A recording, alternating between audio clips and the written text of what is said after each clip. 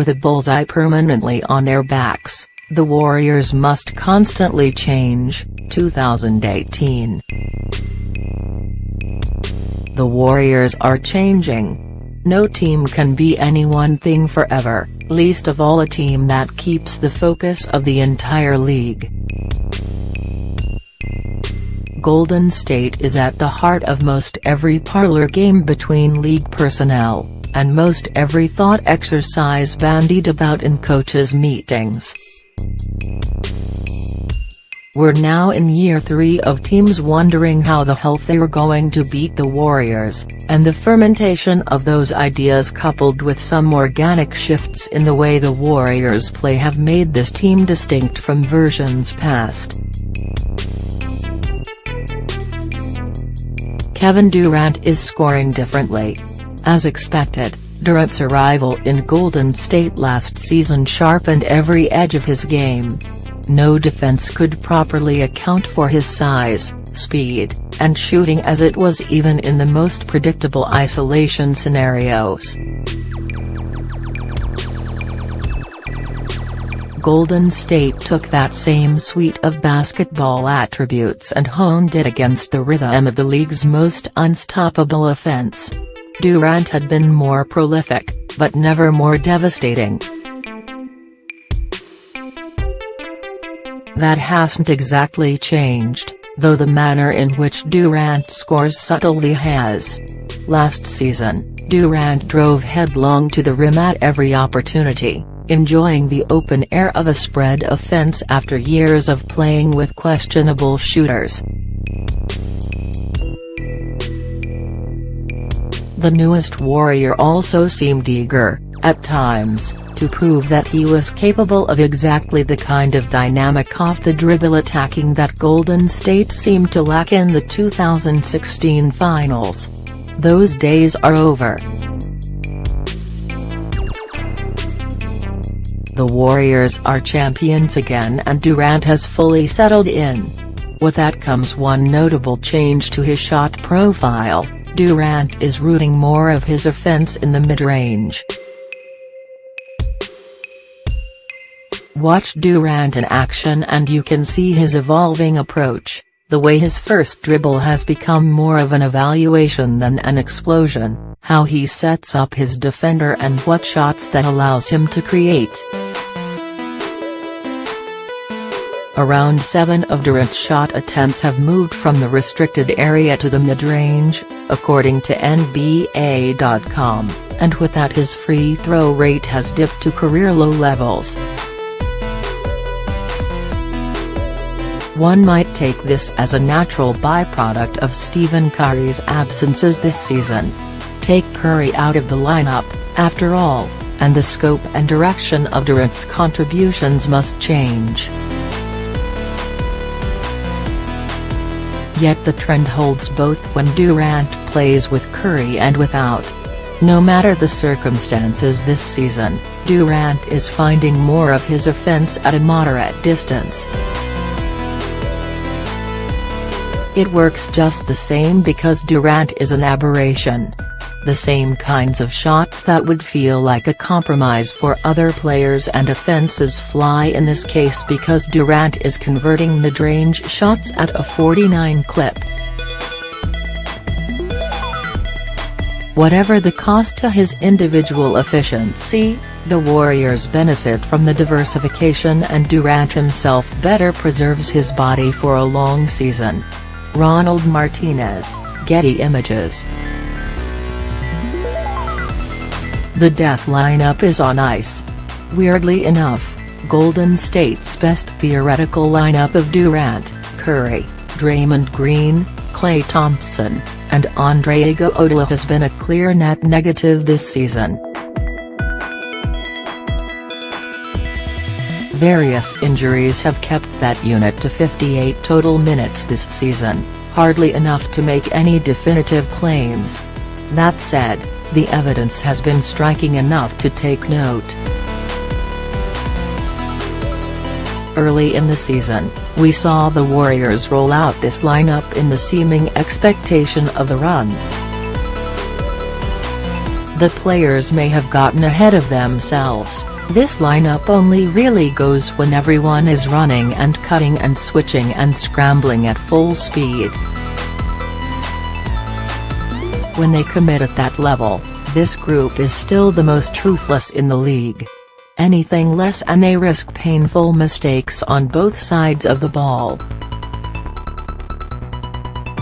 Thus far, this group has played in exactly the style you'd expect but with none of the substance. It might be the clearest casualty of Golden State's relaxed commitment to defense on a possession-to-possession basis. Jordan Bell changes the shape of the rotation. Clearly the Warriors thought enough of Bell to fork up $3 million more than triple Bell's salary for the chance to select him at number 38 overall in the draft, but even that understates his increasing importance to the Warriors. Bell could easily be one of the team's most important contributors by season's end. His presence alone almost makes JaVale McGee redundant. Bell poses a similar vertical threat, though at less extreme dimensions, in McGee's defense, but with only a fraction of the headaches. We've seen Bell start for Green in a pinch and play minutes at center in high-leverage situations. Results have been mixed. Opponents will continue to test Bell as a roller and cutter, challenging him to find ways to contribute when he can't immediately catch and finish. Sometimes Bell makes smart reads out of those situations, throwing just the sorts of passes that Green would. In other cases, he halts the flow of the offense entirely by freezing up when he needs to make a move. The reps are what matter most at this point. Bell will see time in the playoffs out of matchup necessity. Zaza Pachulia and David West aren't cut out for every opponent and every series, leaving Bell as one of the most appealing options on the board. Some plus-minus magic is well within his reach. Danny Bollinger, Getty Images. Golden State is better surviving ITS minutes without Steph. While it wasn't quite a Westbrook-level effect, last season's Warriors, an all-time titan of a team, essentially played their minutes without Curry to a Washington they've been much more successful since. The Steph-less Warriors are outscoring opponents by 6 points per 100 possessions, a net rating that would otherwise rank third in the league. It goes without saying that Golden State's style of play changes without Curry. So it goes when the best shooter of all time exits the stage. But where last year's team plugged in Ian Clark, who played over 1,000 minutes last season, as a sort of Curry surrogate, these Warriors have leaned into their weirdness. Patrick McCaw, a second-year defender and slasher with an inconsistent jumper, has stepped in for Curry situationally. Durant has run the offense with Green and Hubothus facilitating. Sean Livingston, who is really more of a natural wing at this stage of his career, nominally plays the point but shares creative responsibilities with ease. Few other teams, if any, could operate this way. In Oakland, it works. Andre Iguodala fell back to earth. The league is wise to Iguodala, who all things considered would prefer not to shoot very often. Last season, that served him well. Defenses so readily left Iguodala to guard against other threats that they left the door open for clean looks and a surprisingly efficient campaign. Hubothus was as confident as has looked in years while shooting 53 from the field and 36 from 3. That Hubothus is gone. The current version is again reluctant to even attempt layups. His shooting percentages, 42 overall, 23 from 3, have cratered.